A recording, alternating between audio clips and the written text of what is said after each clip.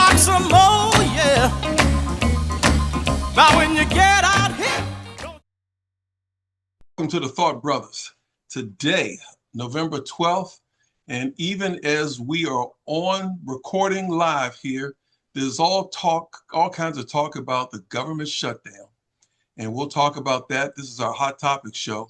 I will tell you this. I went to the ICE homepage a couple hours ago, trying to help out a buddy of mine. I went to the ICE homepage and I saw just on the homepage a picture of Uncle Sam pointing out to everybody about Uncle Sam needs you.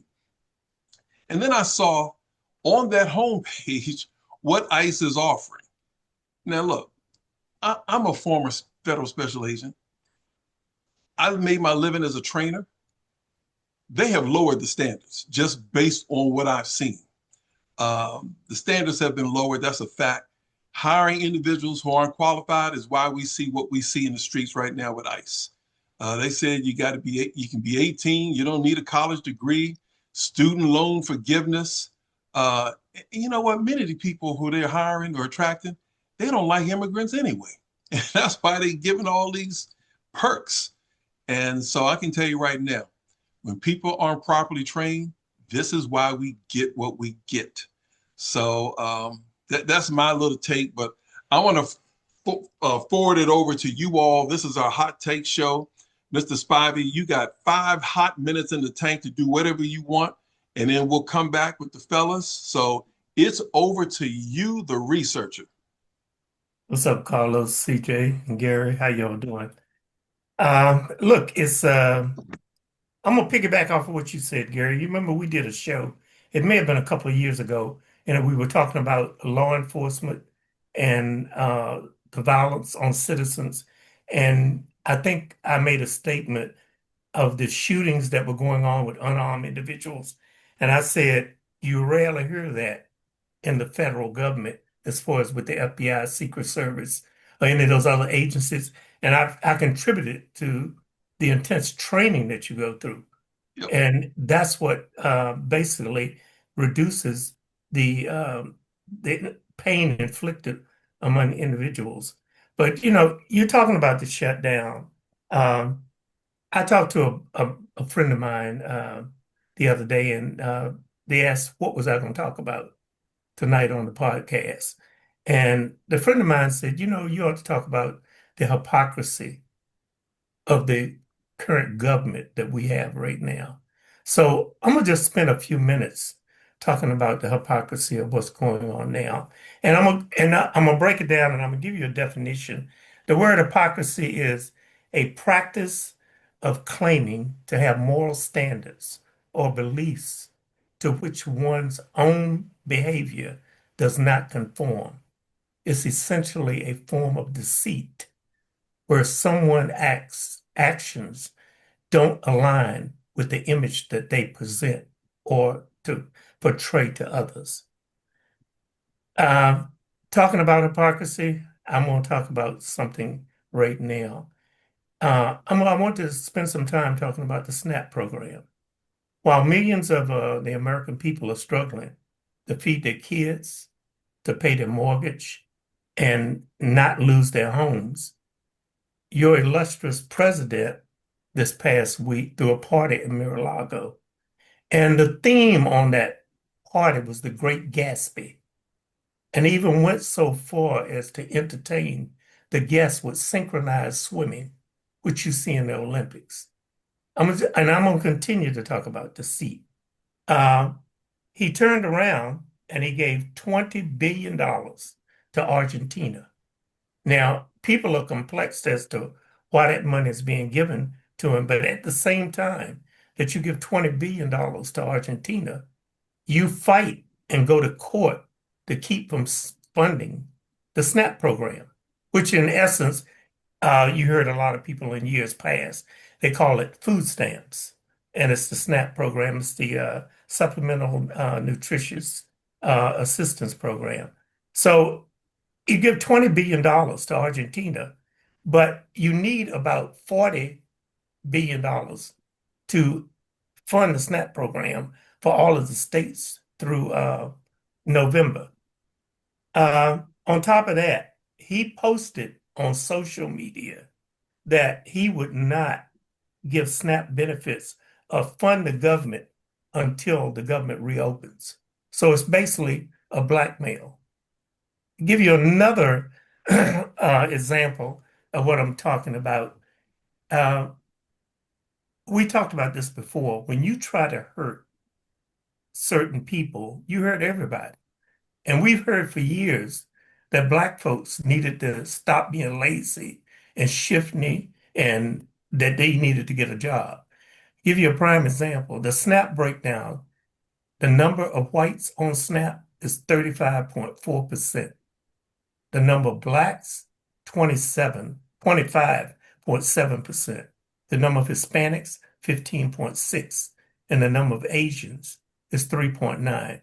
Now, to just go one step further, in Maryland, they need $62 million for the SNAP program for the year. DC needs 30 million and Virginia needs 1 million. This is for a month in order to fund this program.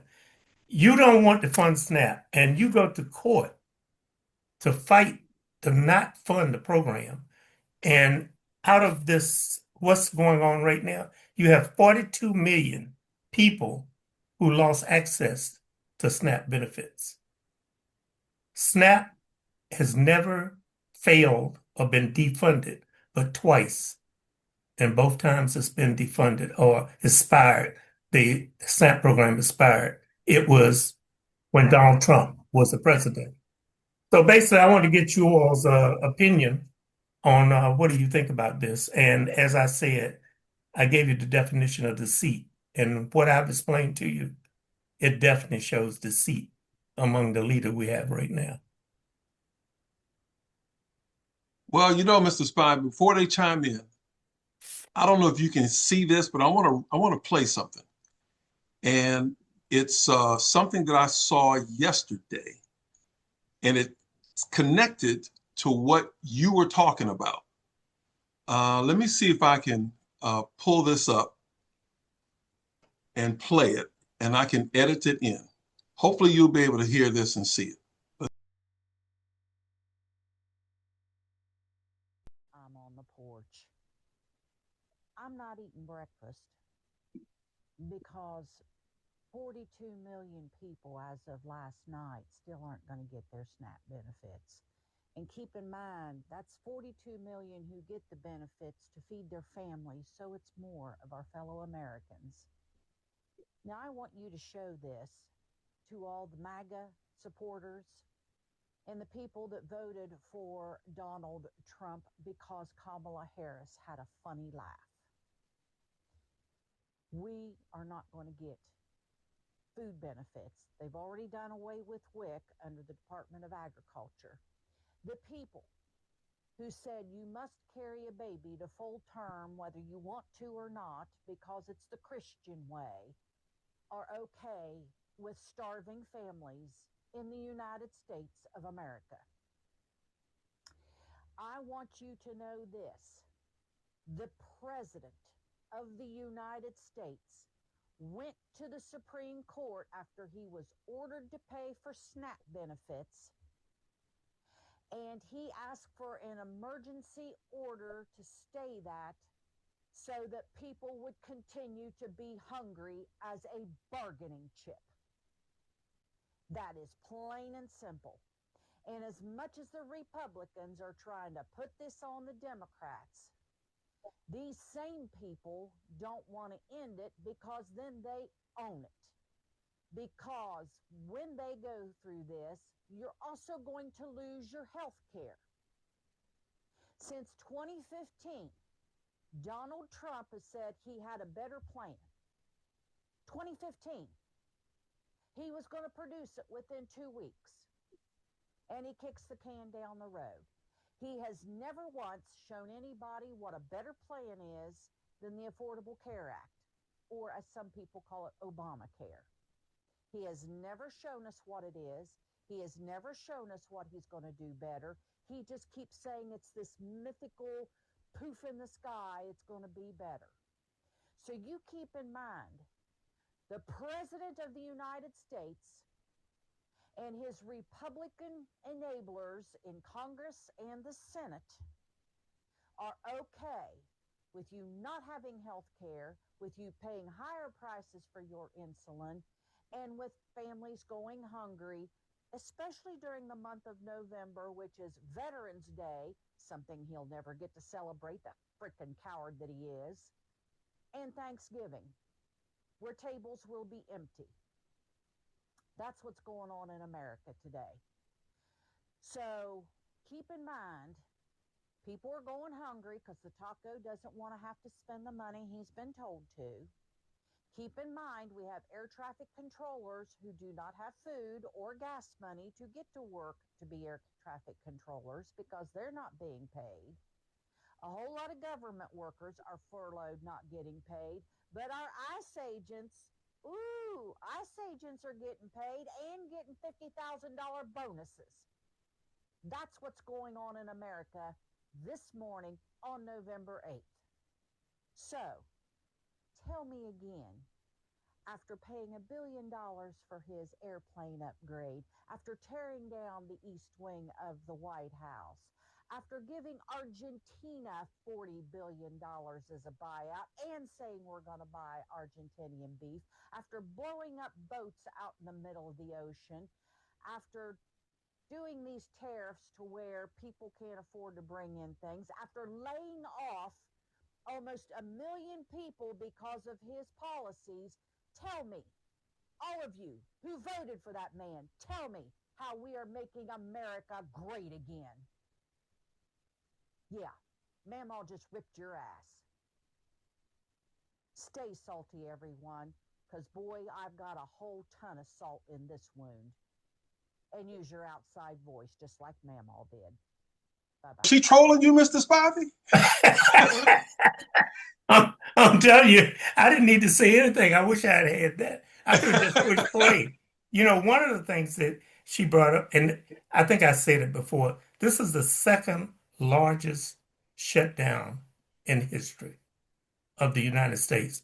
The first longest shutdown, do you know who was president? Donald Trump. The second one, Donald Trump. And one of the things that I tried to find some research today, just some of the actuaries, they predict things. A number of people are going to die because they can't get food, they can't get medicine. They're estimating that people who have to pay $300 a month for their medicine is going to jump to $1,000 to $1,500. People who pay $500, theirs can go as high as $3,000, which means that people are not going to be able to get insulin. And as we know from one of the guests we had on the show, Dr. Clark, diabetes is raging in the United States. People can't get insulin, they're going to die. But remember one thing, we had in 2020, we had 1.1 million people to die of COVID in the United States. And your president said it was a hoax, told people to drink Clorox, and a whole bunch of other bullshit. So when people start dying because they can't get food and the SNAP benefits, just remember, this guy's used to killing Americans. All right, let's get some of the brothers in here. Come on, CJ, what you got? Oh, what do I have? There's a lot to get into. All right, where do I start? I'm going to start. Well, you started the show with ICE. I'm just going to briefly touch on ICE. As you alluded before, ICE has been a disaster in terms of the amount of incidents they've had, amounts of mistakes that they've had from their lack of training, from, employing a bunch of Proud Boys and things like that. You don't see those Proud Boy rallies anymore because they have jobs and, they're working for ICE. And if you work for ICE, just talking to you personally, if you work for ICE, you're a loser. Like, you're a complete loser. You're hunting humans as a profession. As you said, maybe you have hate in your heart. Maybe you've got nothing better to do. Or maybe you've been convinced that if you get these people out of the country, your life will be better. But you're a loser. That's why you have to cover your face and you're being chased out of communities because you're not doing what Trump promised the job would be, which is to get rid of dangerous criminals and things like that. So just internalize that and know that you're a loser if you're a modern day slave catcher, and you want to do that as a job, there are plenty of other things you can do in America to make a honest living that doesn't involve destroying other people's families and kidnapping people, basically. But beyond that, if we're going to get into Trump, you laid out many ways already that Trump is a monster. Trump is administration is cruel. He's basically on some let them eat cake energy that with extravagant parties and building lavish ballrooms while, starving people, literally using starvation as a negotiation tool, very similar to his buddy Netanyahu using, a federal order in the Supreme Court to stop the allocation of food stamps during the shutdown. So we know why Trump is Trump, and he's extremely unpopular. He's extremely unpopular. By his own words, he was getting killed after those elections. He's getting killed on many different issues because he's terrible on affordability. He's losing part of his America First base as he continues to betray them in every which way. And like you said, prioritize bailouts for Argentina and blowing up random fishermen and things like that while ignoring pretty much everything domestically. As you pointed out, no healthcare policy to replace Obamacare or anything, or seems to have no interest in even coming up with one. And all these things, it is the reason why Trump was actually politically worse than he's been in a long time, underwater, losing control of his Republican coalition. And then the Democrats had a great opportunity. And this is where I have to lay into the Democrats. People always criticize me for criticizing the Democrats, but this is exactly what I'm talking about. What happened this week? They had the momentum. Everyone was blaming the Republicans for the shutdown, rightfully so. Trump, in his own words, said, I'm getting killed. I'm getting hammered on affordability. I'm getting hammered on all this. Democrats had all the momentum. They were up on the scorecards. Had them on the rope. So they decided to throw in the towel, as the Democrats do. Immediately unconditional surrender. So now they take ownership for the shutdown. They are taking ownership for the shutdown. So all the suffering, I was at the airport for 6 hours when I tried to fly home. All the chaos, the Democrats, for no reason, are now taking political responsibility for it. The senators that voted yes to betray the American people and raise their health care, all of those senators coincidentally are not up for re-election. How funny how that happens. No repercussions. All of them are either going to retire or they're just going to go away. All of them, Tim Kaine, Fetterman, all of them that voted yes. So one of two things is true, and none of them is good for Chuck Schumer.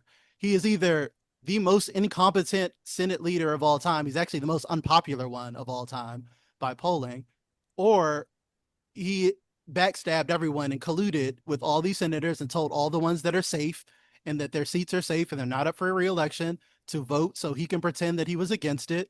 And he sold you out to the river. Old Chuck Schumer, the same leadership that lost to Donald Trump, the same leadership that continues to kick at the football while, Charlie Brown style, the same leadership that continues to be the Washington Generals and haplessly lose even though they were up. As even the Onion article that has gone triple platinum by now, Chuck Schumer has snatched defeat from the jaws of victory is his legacy. So they were up and he just found a way to just surrender. They have some quotes from the Democrats that are so pathetic that you'll think they're satire. One of them was the senator, what was it? I don't even remember. One of the senators who voted to reopen the government said, we fought Donald Trump and it didn't work. So we gave up. Basically, they got no concessions. They literally got a pinky promise that Republicans would vote on the bill, and then Republicans were immediately asked, "Are you gonna, have a vote on healthcare?" Hell no, they weren't even.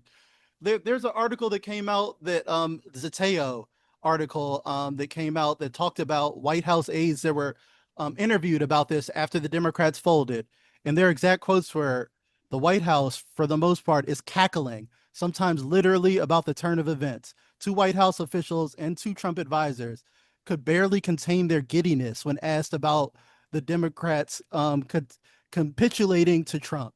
Multiple Trump aides and allies kept gratuitously using the term losers and pussies to describe the Democrats as they reveled in them taking responsibility for the shutdown, as Trump was already on the ropes and behind the scenes frantic about how he was getting killed politically. And I can tell you that personally, I wasn't at the game, but Donald Trump was at that Commanders game. I have friends that Yeah. work at that stadium. One of my friends gave me a video of his phone because he wanted me to hear exactly how loud those boos were and how aggressive. And I've been in that stadium hearing some boos as a Commanders fan.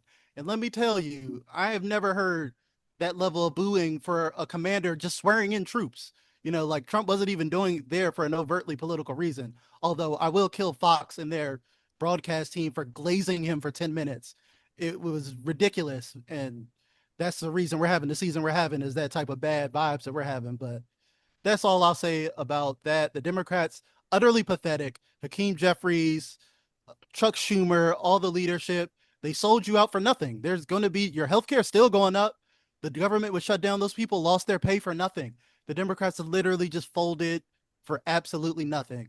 And this is why I say I can't take them seriously. This is a controlled opposition party.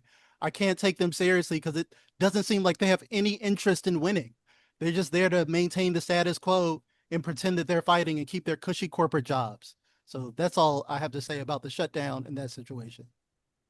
Okay. Carlos. Well, Mr. Spivey, CJ, and Gary, I'll 7 break days. my comments down to 3 parts: Democrats, Republicans, and money. Okay. Well, I'll take that back. Democrats, Republicans, and personal effects of how the government shutdown has affected me. All right. Because if it can happen to me, it can happen to anybody, right? It's the average guy.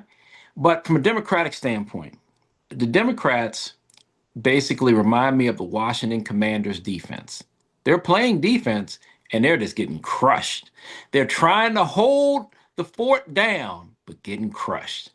They have so many opportunities, like CJ says, and they simply just don't know how to close a game out. At this point, you need to think about, like I said, just totally blowing up the whole Democratic Party and just getting all new people in there with a different perspective, because it appears the Democrats have tunnel vision. Okay. They only see things one way. They're not seeing any options. They're not seeing whether we can run a trick play. They're not even trying to run a trick play. They're just going straight at it and just getting bulldozed. And at some point, you got to say, when is enough enough? Snap. Okay. How do we put this? I have seen posts from Republicans on social media. I've spoken to Republicans, and face-to-face co-workers, what it might be good to me, but the mindset is the government isn't supposed to pay for your meals or your housing or anything like that. They're just simply not supposed to. That's your responsibility, right? But I agree with what the lady said. Was that Mama? Yeah. Politics and porch. Yeah. If you're telling people they don't have a choice about having children, okay, if a pregnancy occurs, you need to have that baby, which is, we thought it was a woman's right to choose. I'm a man, so I'm not trying to tell a woman what to do. But that's a great point. You want people to have these families, and that means they're going to have larger families if they don't have options. And then at the same time, you can't feed them. So I think that overall, the Democrats, yeah, they just need a reboot. We're going to see what's going to happen. Now, again, the only thing that could save the Democrats is that, because you're right, the Republicans are doing so horrible, such a bad job, and their popularity is plummeting. The Democrats won't take advantage of that, but maybe the public or the American people will, and say, you know what? We gave the Republicans a chance. Maybe whoever's Democratic, let's just vote for them, because I think that might be the only way to save the Democratic Party at this point. From a Republican standpoint, it's all about money, okay?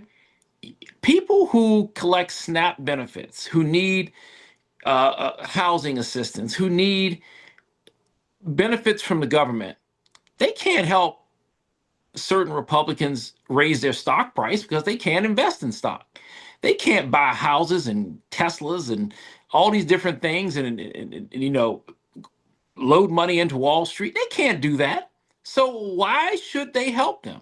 Now, it is, if we're all Americans and we're all here together, that would be the right thing to do to actually help people, regardless of their economic status. But as you can see, even when Elon Musk was assisting Donald Trump with Doge, he was all in for a few minutes until there was a threat of him becoming the second richest man in the world. Second, he didn't want to be number 2 anymore. You can say what you want.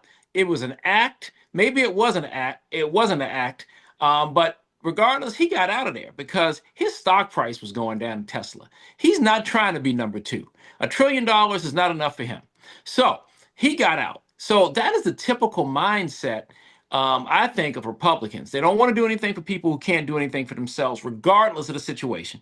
If you can't help them make money, the heck with you. So that's why SNAP is not a priority. That's why affordable health care is not a priority. They feel like you should have your own health care anyway, or why should the government have to pay for it? So these are all things that Republicans are why they're going to lose the next set of elections, okay? The Democrats are only going to win because now the American people are voting for the lesser of two evils because neither party is doing good. If anybody wants to start a third party or independent party, this is a good time to start one because they probably would have some success.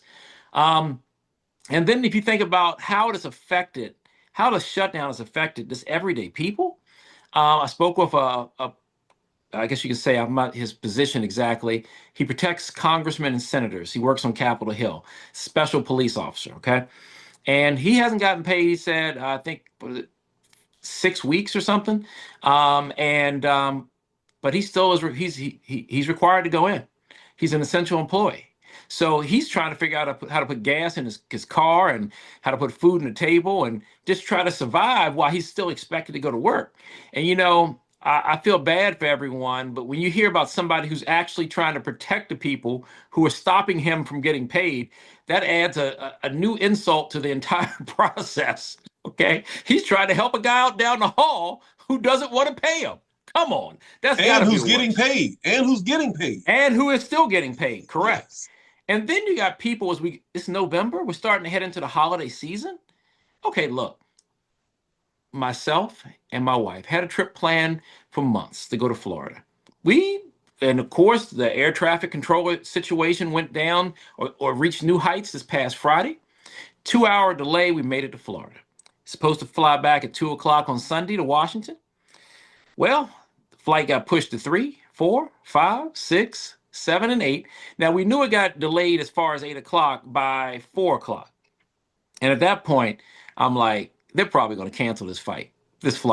So at that point, as we're walking to the counter to try to see what options we have to see if we can fly into another airport, etc., my wife gets a notification that the flight has just been canceled.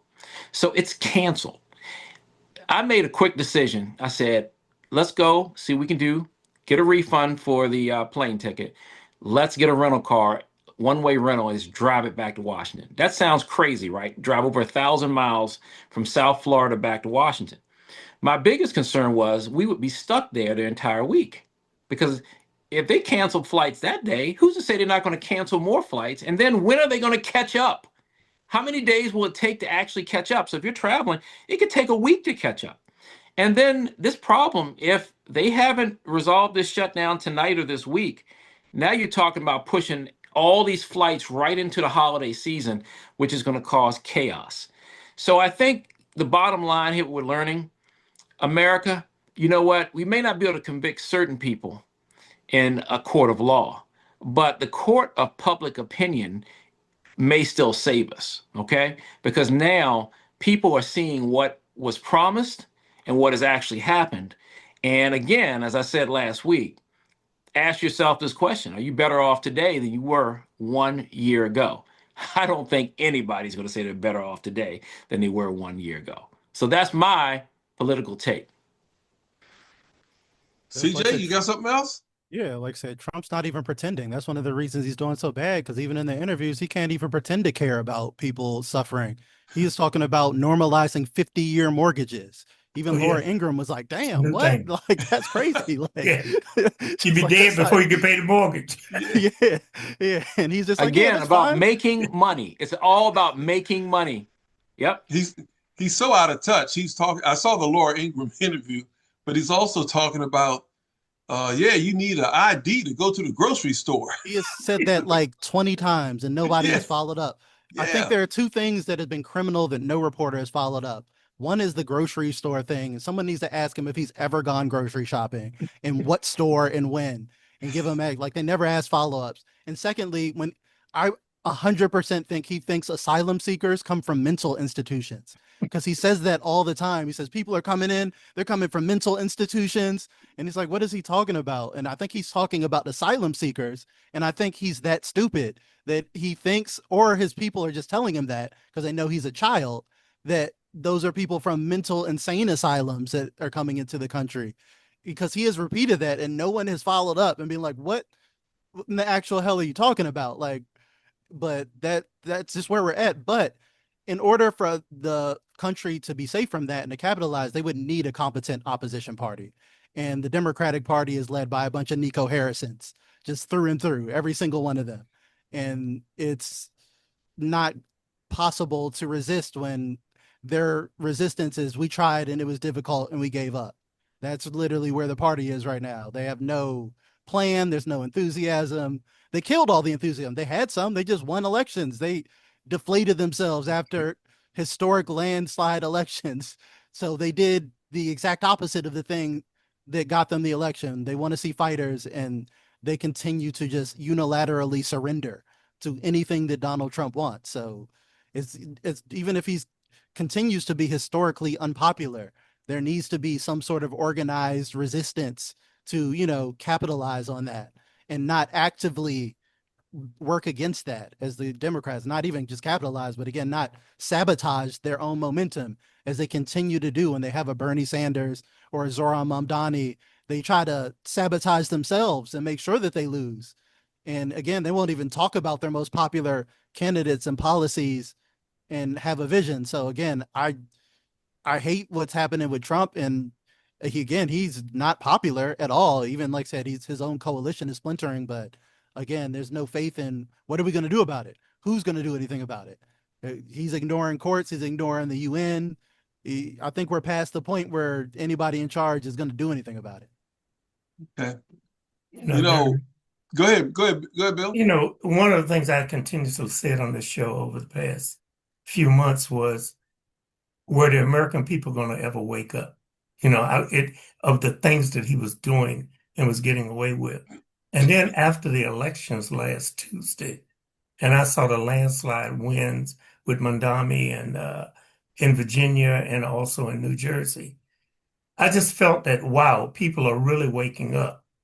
Because if any of us here took a new job and 9 months later, we still hadn't learned the job, we're going to be fired.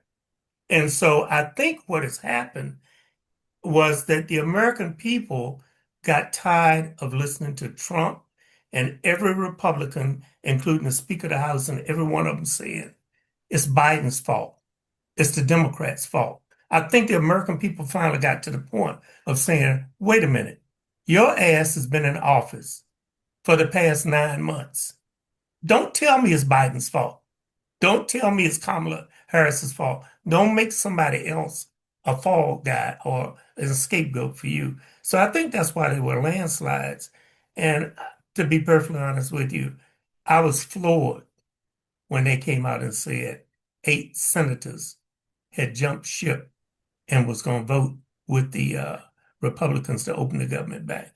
And one of the latest things I heard today was that Chuck Schumer is at risk of losing his position because he couldn't hold the caucus together. They want Chuck Schumer's head on a pike. Like there's no Chuck Schumer is toast. Even like I said, even super moderate and somewhat conservative Democrats are calling for his head, because that was just the most pathetic fold that's ever. That's embarrassing for the party. It's again, all the bad things we said about the shutdown, the Democrats now have taken political ownership for some reason. Again, everyone's rightfully blaming the Republicans for inflicting this pain upon people, and the Democrats have volunteered to take responsibility for that because they did that and got absolutely nothing for it, and then can't articulate why they waited so long to get nothing. If you're going to get nothing, you should have caved immediately. Yeah. Why did you wait for all these people to not get paid? Why did you hold the line for this long just to be like, actually, we give up? right when it was actually working. The election showed that, the polling showed that, Sure them did. boos at the Commander Stadium showed that. Like I said, them interviews and like I said, the Marjorie Taylor Greens of the world turning on him and things like that. Those are real indicators that he was struggling, and the Democrats threw him a lifeline. Again, this is why I don't think this is genuine. I don't think they really care about fighting him. I think Chuck Schumer cut a backroom deal with them Republican senators and those conservative senators, because it's not a coincidence that every single one of those Democratic senators is not up for re-election. They're not going to have political consequences for that, because they know there's going to be huge political consequences for that. And that's why Chuck Schumer voted, to hold the line, because he wanted to save his ass from getting ousted, because he knew what the implications of this would be. And it still looks bad because it shows that, as you said, he can't hold the line. So, okay, so you didn't conspire to stab everyone in the back with these conservative Democrats who are not up for re-election. Well, that just means you suck at your job and they all rebelled against you, even though they're all on the record and saying they conferred with you the whole time, that you were in the loop the entire time when they're, making their backroom deals, when they're selling the American people's healthcare out, that Chuck Schumer was informed the whole time. So there's no way he escapes from this, I don't think, in any situation. And he's polling as I think the lowest polling Senate majority leader ever, I think. So he's toast. Just to piggyback real quick off of what CJ is saying, if those ACH is allowed to expire, what's going to happen? The money that they're going to make off raising these premiums from 300 to 1,000 and from 600 to 2 or 3,000, that money is going to be used to give a tax cut to Donald Trump's friends and the billionaires. That's why. And those 8 Democrats who have jumped ship, they had to some way get something out of this, because otherwise they're getting nothing. They'll all retire, go to the revolving door, be lobbyists or consultants or whatever for these companies that they just made a ton of money for, and the corruption will continue. Yeah. Well, given the time left, let's fast forward to tomorrow, 8, 10, 24 hours. Mr. Spivey, what's it going to look like tomorrow? Wow, Gary, you will throw a curveball on you. I'm going to be perfectly honest with you. Tomorrow, I don't see any change at all. I think things are going to run the same way they're going to run. I think they're going to open the government back up. And those Democrats that have jumped ship and believe that the Republicans say they're going to take a second look at this bill have been hoodwinked. And I think the people at the end of the year, we're talking about November, we're talking about what, 60 days from now, the insurance is going to double and the country is just going to be in a total chaos. But the government will be back open and the Democrats are going to look like a bunch of fools. Okay. Carlos, what's tomorrow looking like through your crystal ball? Well, I think the government shutdown. I just don't believe things until they actually happen. So I don't believe it's going to end until it ends. So I'm not too optimistic they're going to get it done tonight, but we'll see. On the other hand, the SNAP benefits, man, I'm still feeling bad for the people who are losing those benefits. And then again, for healthcare, I mean, the outlook is not well. I mean, what are you going to be 80 years old, and you've been retired for 15 and go back to work and try to work someplace and get health benefits? I mean, it's pretty bad. So we're talking about food, healthcare, and if the government opens tomorrow, I prefer to think about all the losing football teams in college and pro football before I think about that. I mean, this is pretty bad. So I'm not too optimistic about tomorrow. Okay. CJ, final word. What's your crystal ball say about tomorrow? It doesn't look much different than today, honestly, until more people care and wake up. Again, if enough pain is inflicted upon people, maybe we'll get some action and enough people care to make a difference. But right now, I feel like I'm just watching the Washington Generals get dunked on by the Globetrotters, and this is WWE. It's like political theater.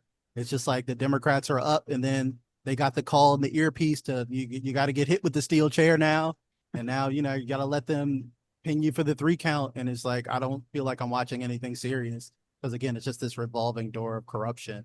So I don't have a super positive outlook, but I have a positive outlook in the American people. And, you know, there's still a lot of good people who could rise up and make a difference, but it's going to take some organization. Yeah, I see communities all over donating food and things and trying to help people out as much as they can. And I think that's a good thing. Let us know what you think. You know, go to the Thought Brothers website, and put some comments on our YouTube channel, and let us know what you think. But we are the Thought Brothers, and we'll see what tomorrow looks like. And until next week, we're out of here. Good night, folks. Hey, you! Come out here on the floor. Let's rock some more. Come out of here on the floor. Honey, let's rock some more, yeah. Now when you get out here, don't you have no fear. Put your hands on your hip and let your backbone slip and work out.